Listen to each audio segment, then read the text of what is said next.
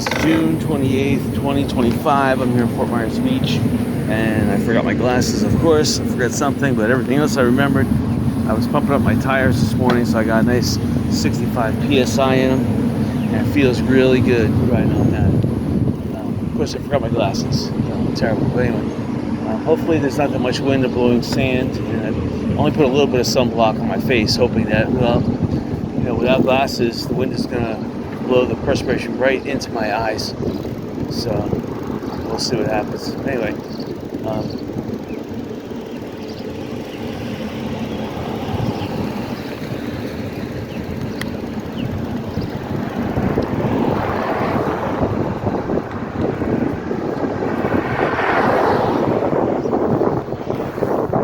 these sidewalks are way too wide. They could have made these sidewalks half as wide and added a full extra lane to this road. That's the sad thing. And the way they designed this road, they rip the whole thing up and redo it.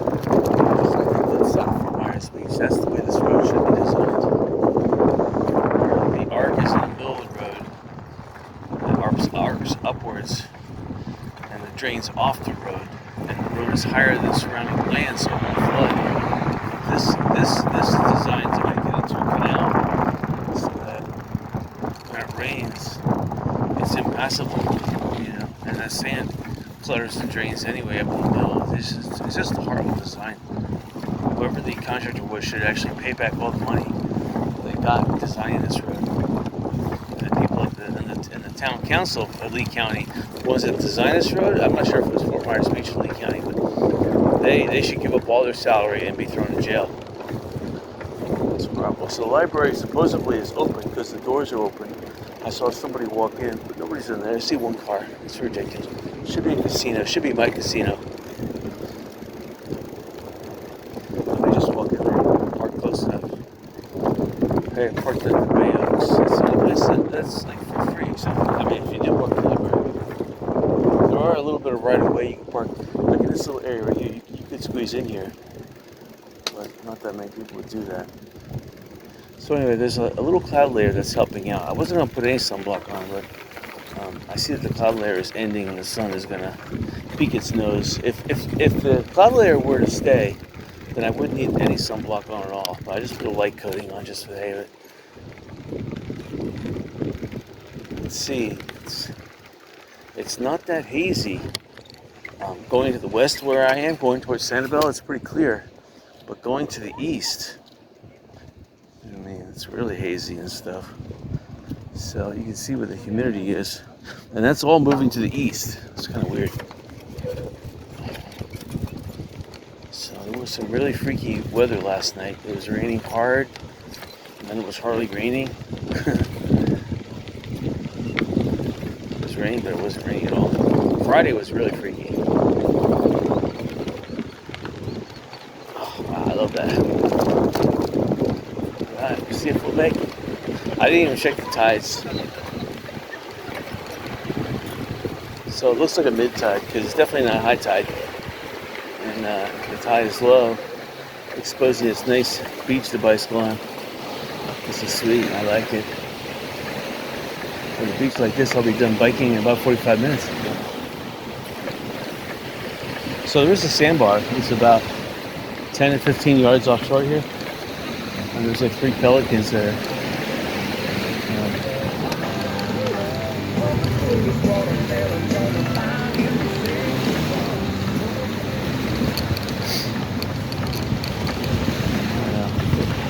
If I came to the beach though, I would want to bring a radio. I'm telling you. I want to listen to the kids playing.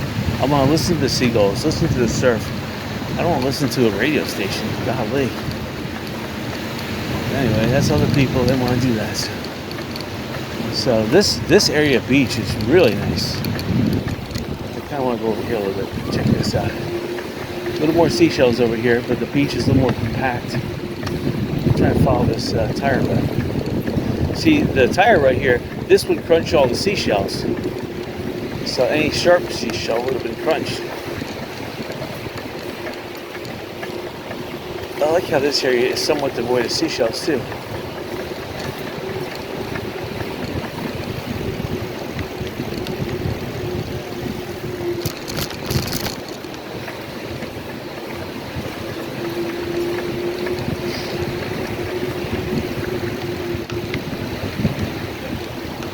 So I came to the beach last Sunday. It was awesome.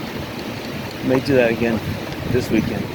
But I have a lot of work to do at my house. I have a lot of outdoor work to do. I have 2 lawnmower rebuild projects to do in my garage.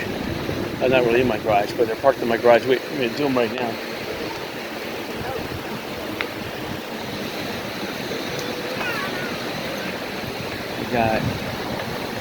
I have to go up in the attic. There's some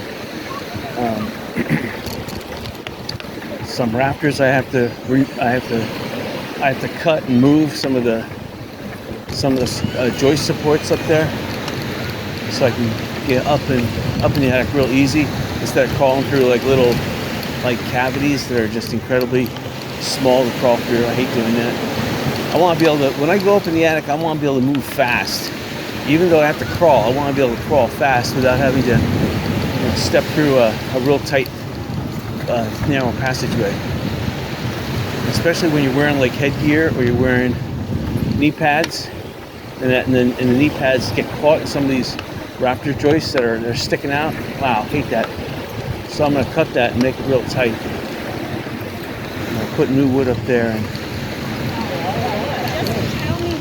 I'm going to just move the wood into a position that gives me the maximum thoroughfare. And I'm going to rewire some of the wires up there. So I have that to do today. Plus I have outside tree work. I have to trim my mango tree. It's growing too fast. There's been so much rain lately. So I trim the branches. We're passing Diamond Head. And I have a couple websites I need to code. But that's not until this evening. Daylight hours are spent for daylight activities, which is rebuilding lawnmowers. Actually, the attic work can wait till this evening too. I don't have to do it during daylight hours. It's too hot up in the attic anyway. It's gorgeous out right now. I like the sun was behind the clouds. Now I'm starting to feel the sun come out, so I'm glad I put that sunblock on. The seashelling last weekend wasn't too bad either. I found this really nice turban shell, a big one. That's a rarity. Normally you find them in Centerville. You rarely find them in Fort Myers Beach.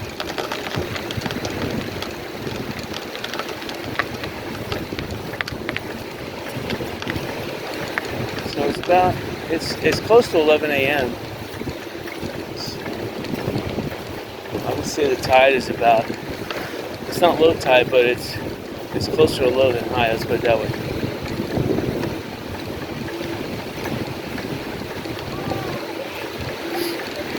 There's no traffic getting in the beach at all. This beach today is just magnificent. I love the low seashells. So I'm able to look up without my sunglasses on.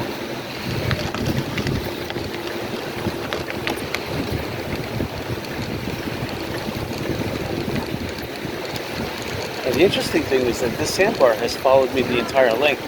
Normally it either merges with the beach or it splits, divides, or goes away. Rarely does it stay like this. So far it's staying with me. See, right here it kind of like merged with the beach, but that's because the Lanakai, they use this area to bring wave runners in and off the beach, so they're kind of like making their own kind of like causeway there, joining the sandbar. All the sand they're pulling back, moving those wave runners to and from the water. They actually kind of like clog up the sandbar and artificially make a causeway. Alright, so that was Lanakai. You can see there's a lot of people here with nice big umbrellas.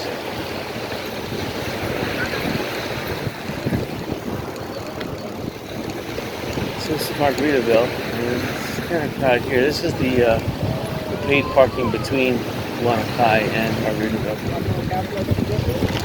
A lot of people didn't.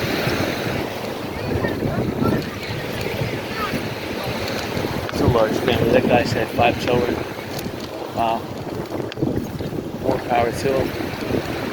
Hey, if you can afford to have children, that's the goal of life, so make them.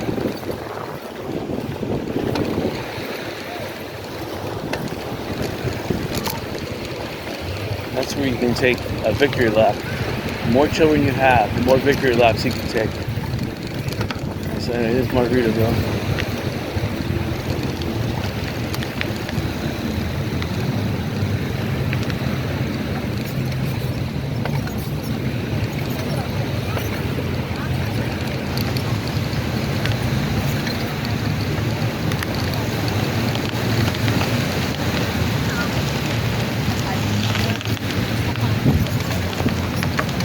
I'm down here because the dogs were blocking the entire breadth of the beach. Again, the sandbar is still, in some areas it's only 5 feet, and in some areas it's about 10 to 15 feet offshore. But now I'm starting to feel the sun, so that cloud layer has gone away. So I'm glad I put the sunblock on.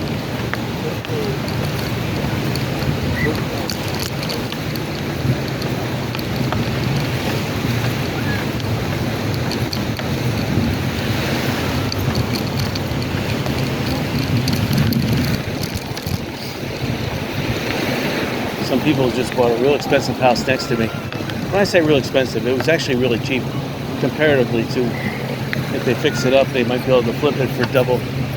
They paid about somewhere between $700,000-800,000, and it was it's a nice house. It's a big house, 5-bedroom, 4-bath, with pool and on canal. And between $700,000-800,000, that's a steal. The home right next to it just sold for $1.6 million. So I think they're trying to fix it up, and they're going to try to flip it for 1.6. We'll see what happens. Right now they're doing a spit and polish, and normally when you do a spit and polish and husband and wife are working like feverishly like this, it could mean that they love the house, but it could also mean that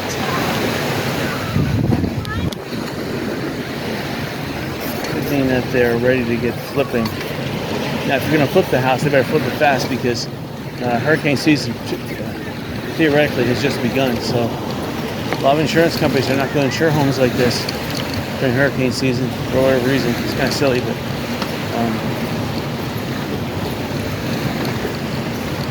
they're going to have to find a cash buyer. But there are a lot of cash buyers. If you have a boat, you've got cash. And that's the thing. You think cheaper homes sell faster than expensive homes? That's not the case. What happens is that the people who have the money want to buy the specific expensive homes. So, and being that beachfront property or riverfront property, especially in Florida, is hard to come by, there's a waiting line.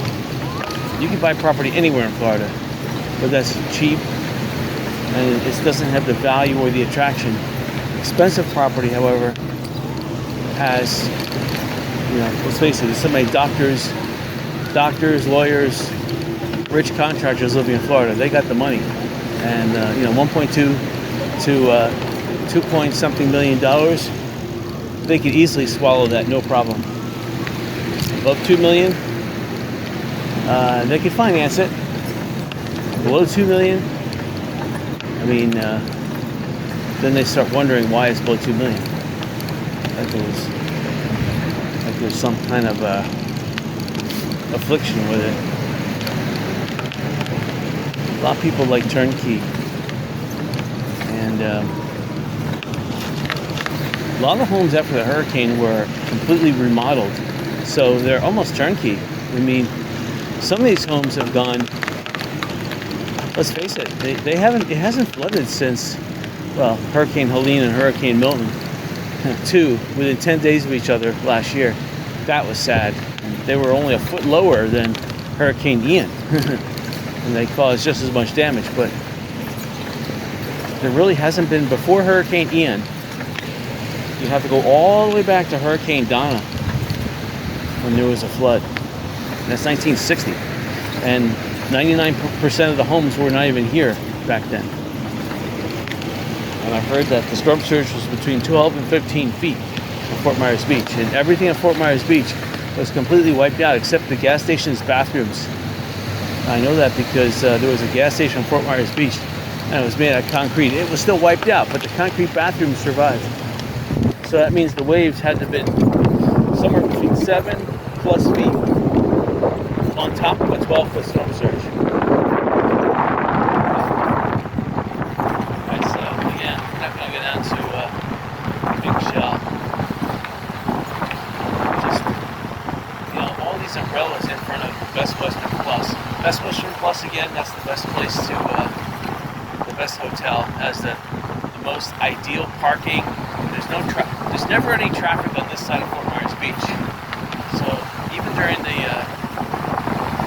winter. So if you own on this side of the beach, this is the preferred, not the south. You think the south is preferred. The south is preferred. People love living down here, but the north end of the Fort Myers Beach, believe it or not, is the most accessible. Unless they build a road and bridge from Winter Road to the south end of the island, Fort Myers Beach, that would improve things a lot, and that would make the south end of the island even more attractive, desirable. But right now, this is the desired area to live in, if you actually live in Fort Myers Beach. So you can get nice, desirable property, empty lots, starting at about $500,000.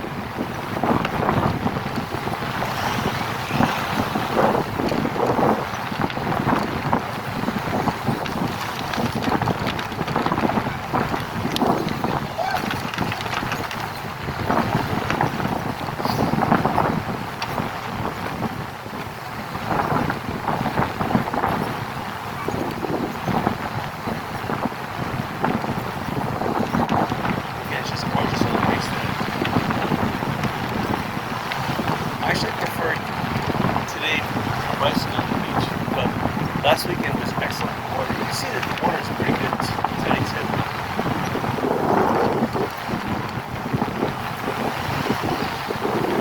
Parking $30. That's the most expensive. $20 the least expensive. I've seen a couple for $25. That's per day. I've seen that. I know a parking lot where they charge me $10 a day. So I park in the free parking lot, which seems to be that should be the smartest place to park. Especially when there's no 7-Eleven up here. I can understand, trying to get a parking spot near the bathrooms, and Anchorage got the best accessible bathrooms, and maybe bathrooms accessible and free to build. But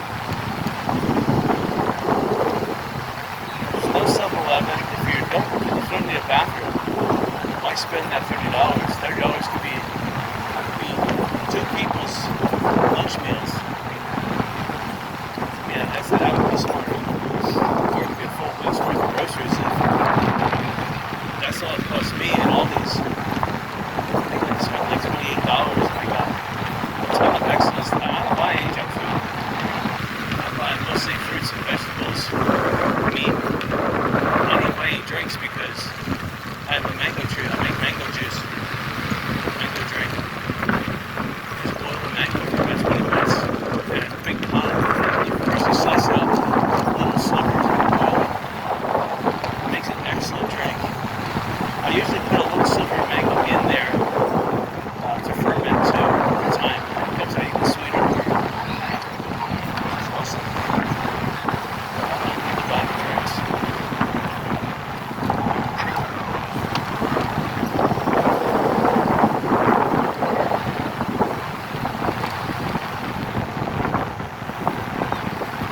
I'm seeing people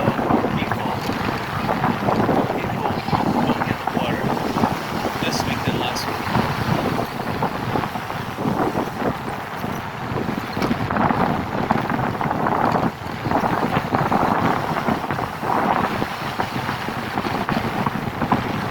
Guys put up a new wicket fence in front of their building. Looks like they're trying to build up a sand dune in front of their building, so they put a white picket fence to try to channel the flow of people around the area that they're trying to develop a wind-generated sand dune. That's interesting. They pushed them up and out. A sand dune like that would take a decade to make. Some of the interesting things that I saw at garage sales, someone was selling kites, nice, the huge kite models, the ones that are like 1 meter long, and when they unfurl, they're really good. That was very interesting. You get like 3 of them. I'm sure I've got how much was charging each one. You can see my video.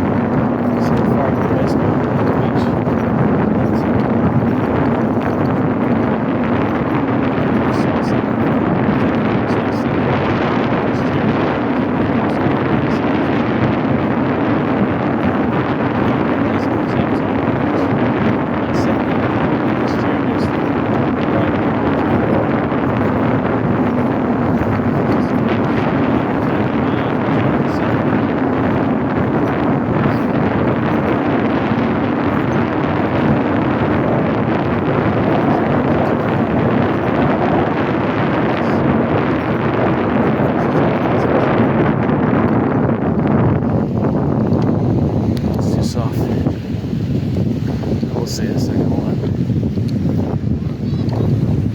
Try it again. Right here. Looks too soft. Let's see. Look, with inflated tires. Tires might be able to handle this. Yes, it's working pretty good. Alright. Some people like to lay down in the middle of the beach, you know. Again, this is silica sand, so silica is like glass. You can make a solar furnace out of.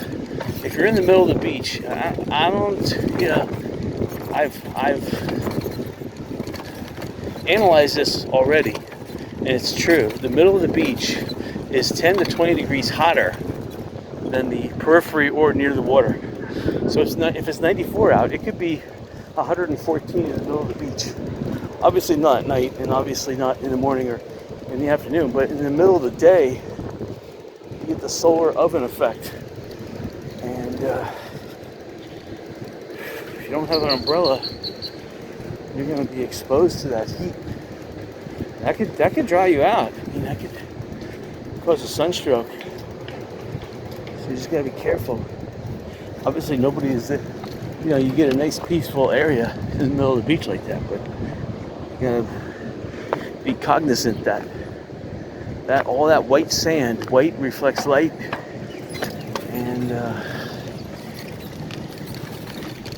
it doesn't reflect all of it, but if it does reflect the infrared and it's absorbing light too, it's getting hot. So anyway, this building ahead of me, there's been some work boarding up the ground floor, so someone definitely bought this. There was a for sale sign here. I don't see it anymore.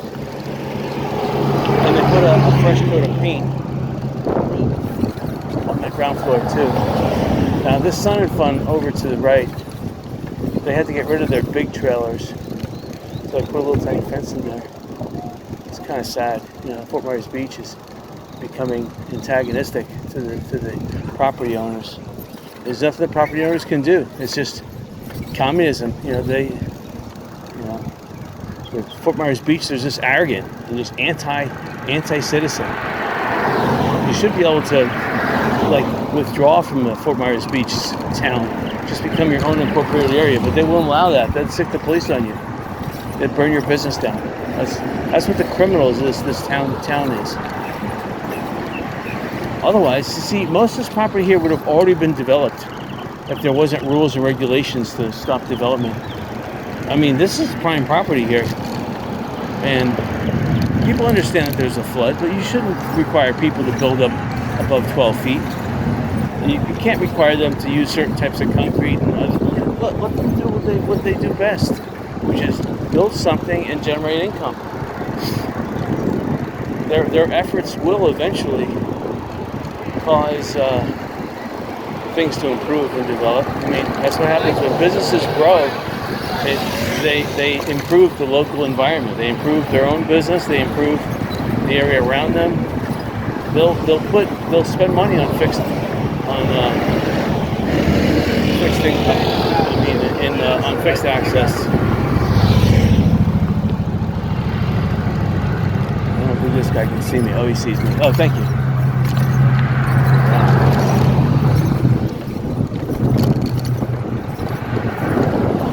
New concrete things in here because they're putting it against power poles,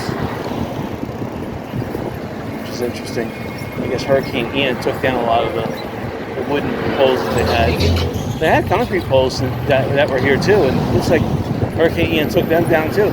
Because I can remember before Hurricane Ian, this whole stretch of the road here had concrete. Now, they may have taken the concrete poles and put them on the ground. Because I did see a lot of underground pipes, and that's the smartest thing for a hurricane, is to put the stuff underground.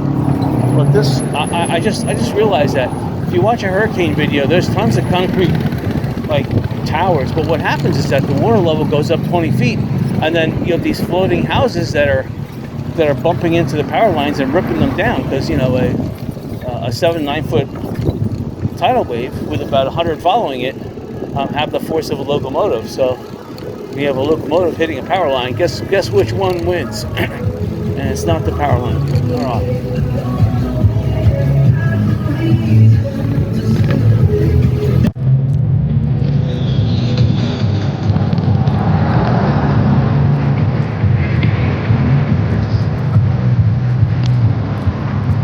So it's crowded here in Margaretville. At least 200 people in the pool, at least. And at least 400 on the deck.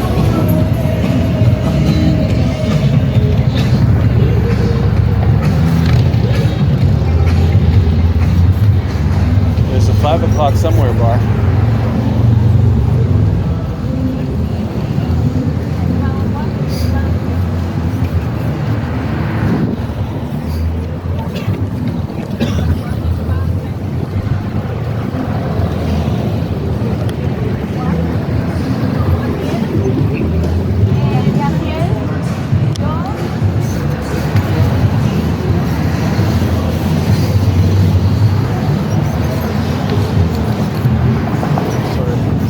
Some kind of good. There was a restaurant smell that smelled really good. Wind is blowing right direction, wherever it's coming from. So you just want to stop at a restaurant and order some deep fried something, anything.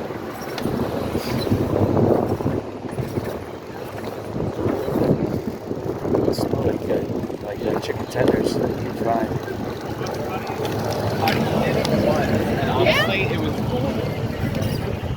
Now, you come to the beach and sometimes you see good stuff, and sometimes, like what just passed us, that was pretty upsetting. So, look, here's the ice cream guy. He's provisioning his truck. Looks like he put extra ice cream on the outside of it. In case he runs out, he could restock.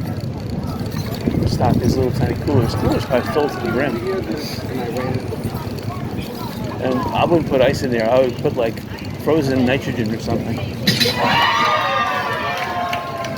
So there was a little like toss dunk splash where you toss the ball, you hit a plaque, and it releases the trap, and the person sitting on the seat falls into the water. Yeah, there was one of those little tiny ones though. It's kind of cool.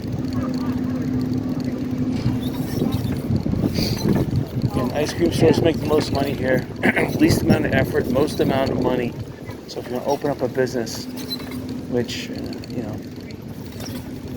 well, I take that back. Liquor stores would make the most money in this area. But, liquor stores, there's a lot of, you're subject to crime. You're subject to a lot of legal liabilities. You have a lot of merchandise that could easily be destroyed by some drunken maniac coming in your store. Insurance on that would just be astronomical. So, yeah, liquor stores would make the most money. Besides the one down Publix, I don't know if anyone. There was one on Little Sterile Island. I don't know where other one is, but liquor would make the most money. So, 7-Eleven, if there was one open here, it would make a lot of money on beer and wine sales, especially on beer. That's what people want. So, but people have the ability to go down to Walmart 2 miles down the road here, so they're not too concerned. People would prefer not to have to go do that. Just walk over, get a 12-pack, put it on their shoulders, and back in the room.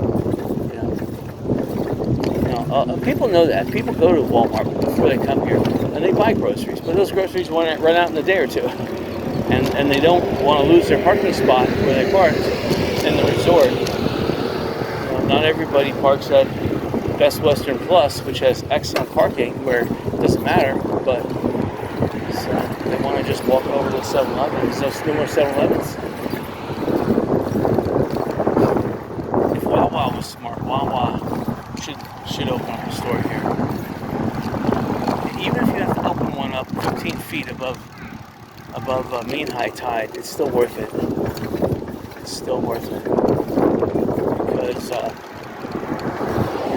then you go into partnership with like Burger King, Wendy's, McDonald's, and they'll help offset the cost or the rent at least, and they'll have a drive-through in the bottom. You can have a packaged drive-through in the bottom, and a store up top, and then you can have a restaurant on the third level. And if you can get really ambitious and put in some accommodations, depending on how you can build your building and how much parking they allow. See, look, this is the Best Western Plus on the left-hand side. So almost all the parking spots, well, let's see, 1, 2, 3. Okay, there's a whole bunch of parking spots over here are available. So, yeah, it's not too bad. So it looks like they're almost at 100% capacity, which is really nice. The amount of cars compared to the amount of rooms. There's at least 100 and some cars in the parking lot, so it's 100 rooms. Wow.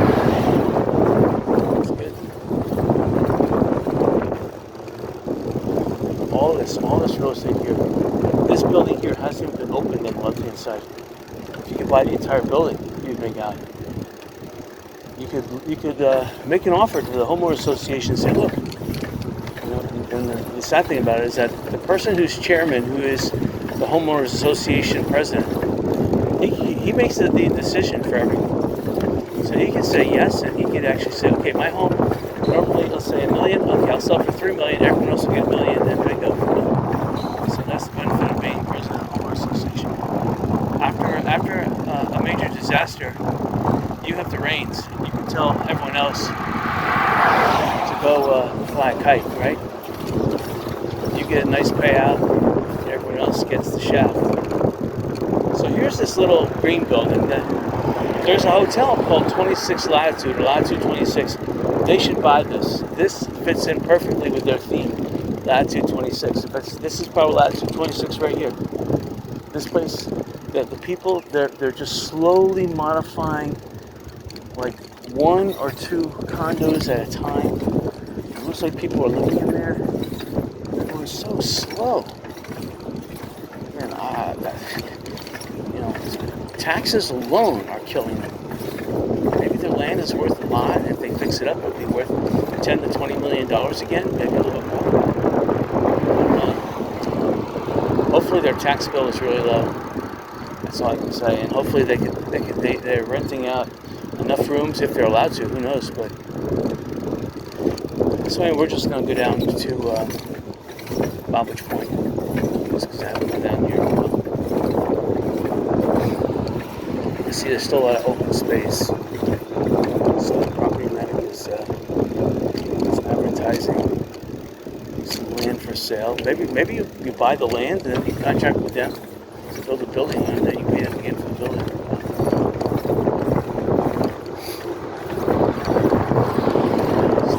So now both sides of the road, this is a big shell. Very good business idea when they opened up in the early 80s. Smart. It's the perfect end of town too. And they ended up, initially they thought about building these big buildings too. Very smart that they did this, because these buildings survived a lot of high water. Not all, but a lot of their air conditioning units got destroyed. A lot of their laundry facilities got destroyed. So they learned from that, and then they put the air conditioning facilities now on elevated areas. They took them off the ground, put them either on the roof, or they put them on elevated plats that are 20 feet high. You never know when a hurricane's going to come, and who's to say only one could come? Like last year there was 2. Theoretically, you could have one every single week roll through by here. Between the years 1530 and 1540, that was the decade that the Spanish said there was a hurricane every week of the entire decade, of the entire year. So it decimated Florida's population. Decimated it. There was like 1 million people living there in Florida when Christopher Columbus came to Cuba in the 1490s. But when that decade hit, 1530 to 40, that was right before the Spanish, I think it was 1560 something, they did St. Augustine. There was relatively not that many people living in Florida because they were all wiped out from the decade of hurricanes.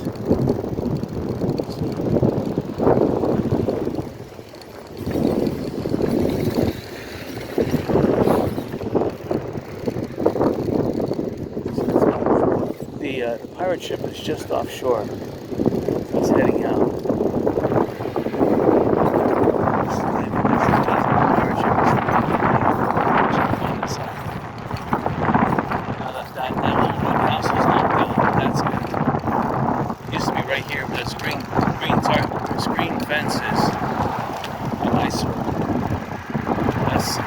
Literally, without this building here, it improves the entire area.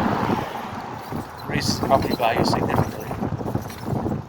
Now now there's more open space, so you can see the water is nice. And I bet Michelle bought that property. Undeniable. I had to.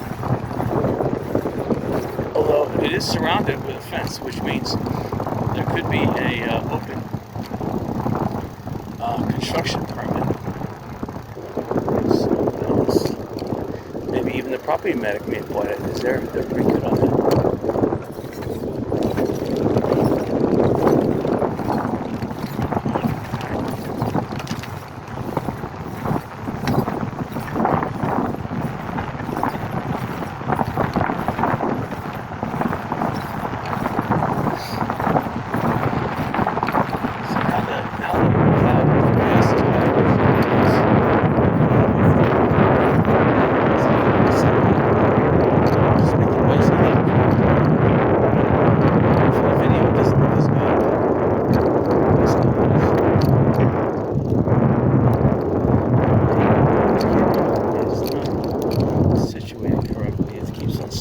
Tightening it, by the way.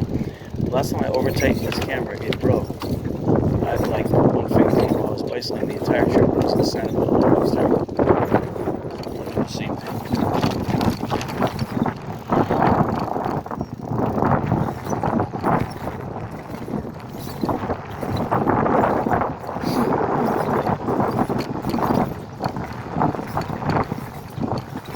Looks like the tide's coming in slightly. That's what it looks like.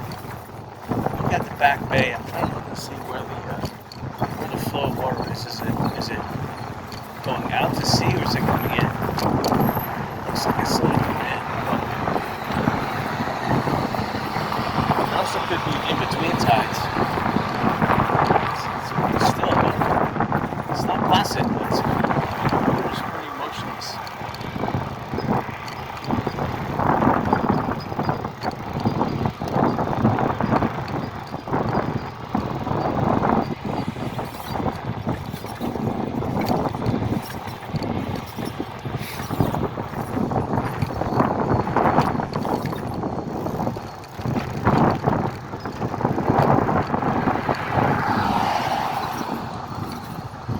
A lot of people with trailers used to own homes here. Now they have trailers. You're allowed to park trailers here for 2 years.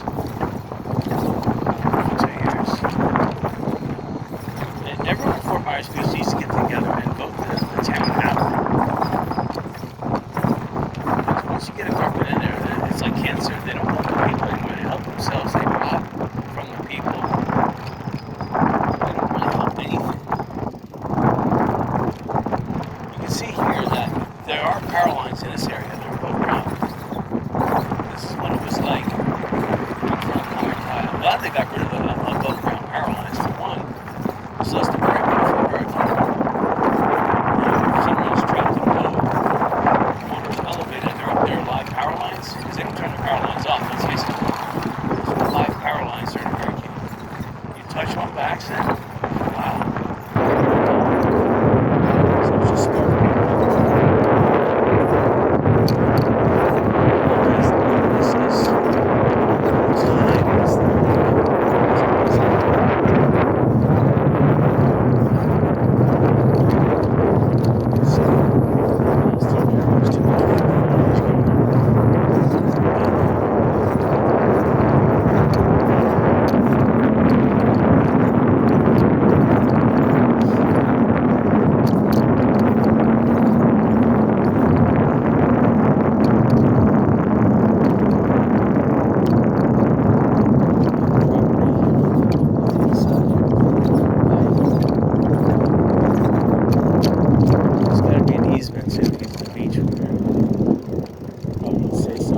Right through Best Western closest property.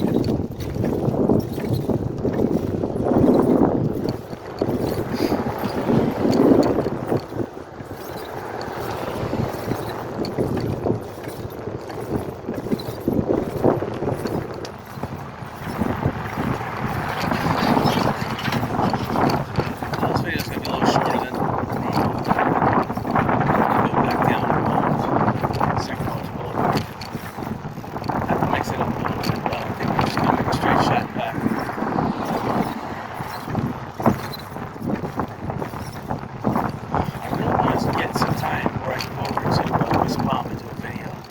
or that or Tampa.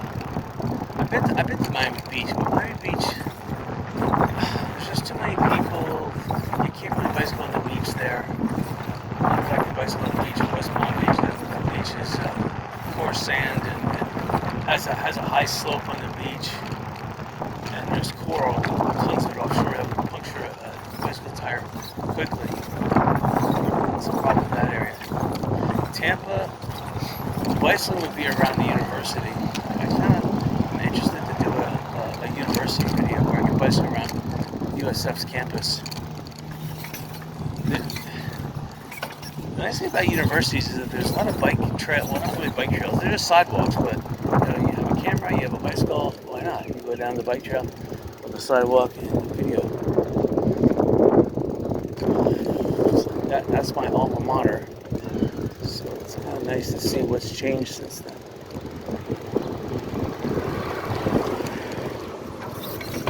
See this side of Fort Myers Beach. You see this road here? This is the old road they have in South Fort Myers Beach, where the drains are on the sides and the road bulges in the middle upwards.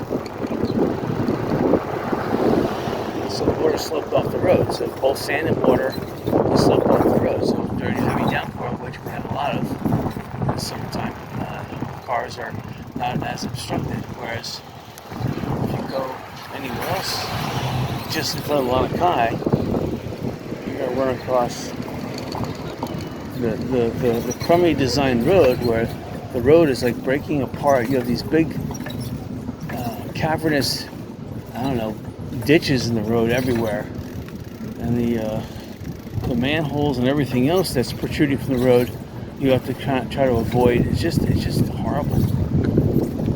And then when it does rain, the drains are already clogged with sand all the time. And Fort Myers Beach never even thought about it. Well, what happens to drain clogs? They never thought about it because they're not that bright. They're stupid. They have low IQs. So it's basically the road floods. So there's a place called Shipwreck open. It's cool. Big Dick's is open.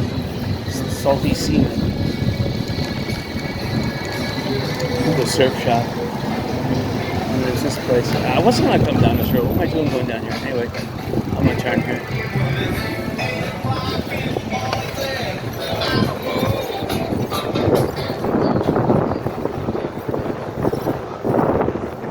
There's a few cars parked there on the left-hand side.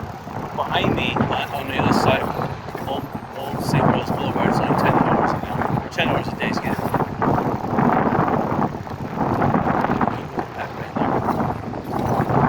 This little place on the left-hand side, I looked at it once before, but they want like $2 million for it. It's ridiculous. It's not even worth it. I mean, everything needs to be fixed about it. All the windows, all the drywall, all the flooring, all the air conditioning, even the switches on the wall need to be redone. Forget it. It's just a shell of a building. It's not worth $2 million. It may be worth just the value of the property, which is maybe about $300,000 to $400,000. That's it. It's a small piece of property too.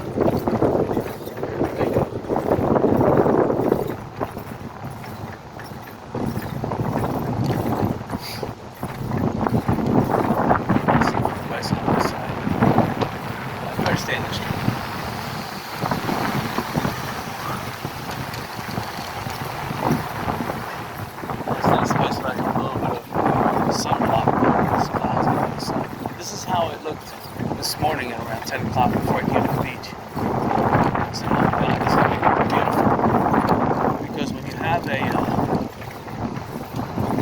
sunblock like this, the cool breezes are even cooler, and it feels really nice. See, nobody turns down here anymore except for this car.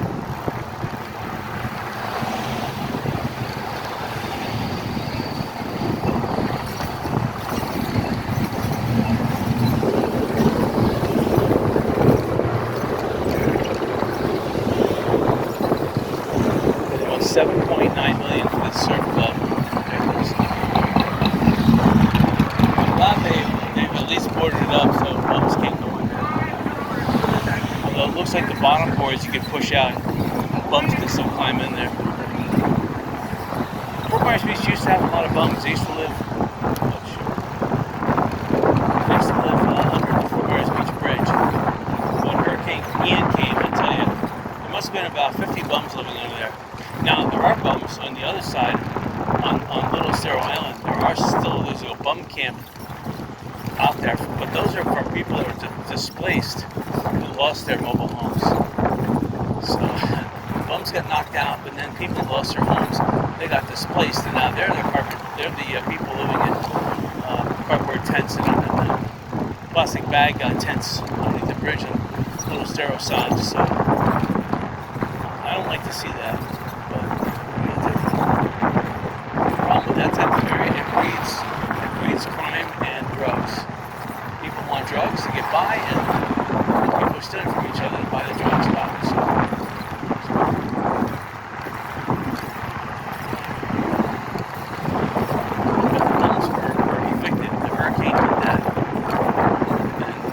I don't know. Last time I looked or heard, initially they said thousands of people had died down here, but then they revised the number to 3. They said thousands are missing, but oh no, the thousands that are missing, they're still missing. They were killed.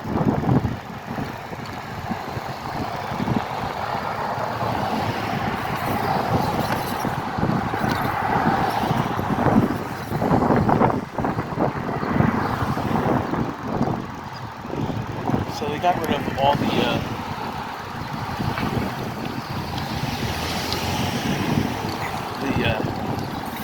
Kia Estero shopping center had a lot of animals like old giraffes, and it looked like they had picked them up from a miniature golf course, maybe even jungle golf, but that was like back in the early 80s they picked them up. So maybe jungle golf changed hands way back then. Jungle golf is for sale still, and it's really run down right now.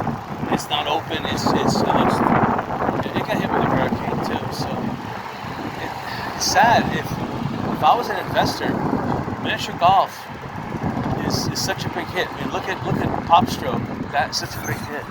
And then there's the Cripple Creek miniature golf, and then there's that other one on Sunken, whatever it is, on Gladiolus. I forget what that's called.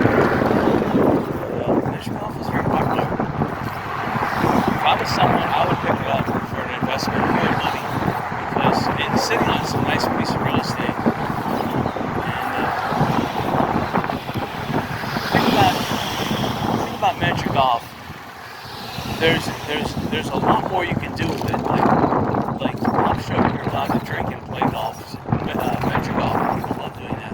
So you sell them a beer or two. People go out on the golf and they drink the beer and play golf at the same time. Man, they love that.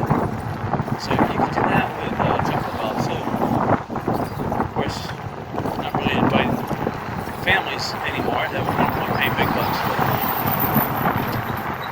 But little kids love the idea of jungle, of seeing animals. So it's just sad that place, that was the first miniature golf in this area. It's sad to see that just dilapidated like it is. I know that there's people who come together, even form a partnership, and we'll sweat equity and fix that place right up. I wouldn't think it takes more than $5,000 to fix that place up. Let's face it, it's only golf. Golf, you know, with electrical light bulbs. Vacuuming, electrical light bulbs, spit and polish here and there, fixing the fence, a little bit of wood, nothing. Let's say $5,000. Anyway, it's good to see this place open, the sandy bottoms up here, because I passed by here parking, and this was about 10:40 or something like that. And it wasn't even open, there was nobody here. So to see a healthy following of people here, that's good. Looks like people are stopping off for a beer before they go to the beach. That's pretty good.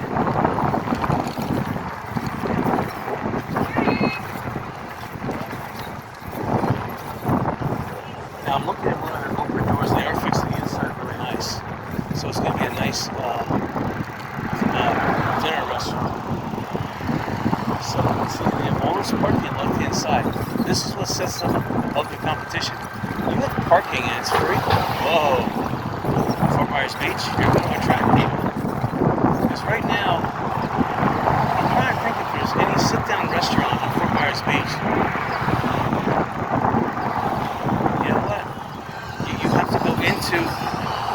shell is kind of closed. You can't really go in there to eat.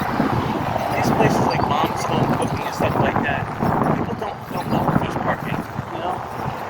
And even with Margaritaville, there's no parking to do anything. You can't park. And, same thing with Diamond Head. There's no parking. You can't go into Diamond Head. Go to the beach bar or something. You can't park. There's no parking. So it's like when you go to a restaurant, you have parking. Wow. Like Little Estero Island right now, believe it or not, that has some potential because it's been cleared out just like Fort Myers Beach. It's got some parking. And if you're an investor, you could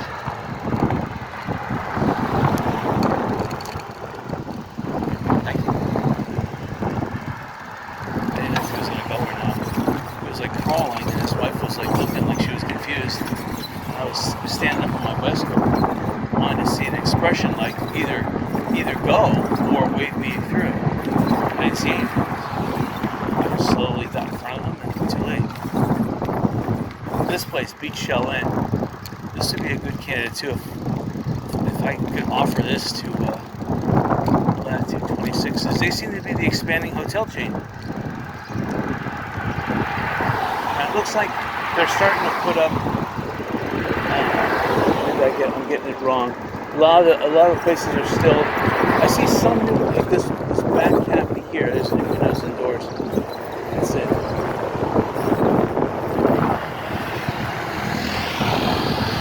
Still a lot of work to be done there. That's serious money there.